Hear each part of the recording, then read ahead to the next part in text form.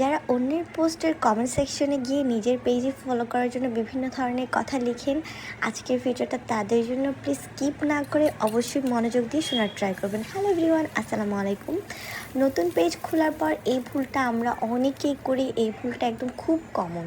আমি এটাকে ভুলই বলবো, কারণ আমরা যখন পেজ খুলি আমরা ফলোয়ার বাড়ানোর জন্য যে কাজটা করে থাকি, অন্যের পেজে গিয়ে অন্য পোস্টে গিয়ে আমরা বিভিন্ন আকার ইঙ্গিতে কমেন্ট করে থাকি ফলো করার জন্য।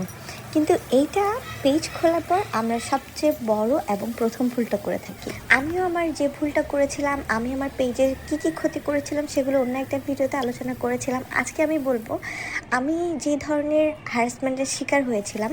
আমি যে পেজগুলোকে ফলো দিতাম, ম্যাক্সিমাম পেজ আমাকে আর ফলো ব্যাক দিত না, কিন্তু আমি গণহারে সবাইকে ফলো দিয়ে যাচ্ছিলাম। তখন আমি নতুন আমি পেজ ওপেন করেছিলাম ফলোয়ার বাড়ানোর জন্য। আমি একজন থেকে সাজেস্ট পাই যে এইভাবে ফলোয়ার বাড়ানো যায়। তো আমার প্রথম ভুল ছিল আমি এইভাবে সময় নষ্ট করে ফলোয়ার গেইন করার জন্য ফলো দিচ্ছিলাম। দ্বিতীয় ভুল ছিল আমি যাদেরকে ফলো করছিলাম আমি কাউকে চেক করে নিই যে এই পেজগুলো কী ধরনের পোস্ট করে।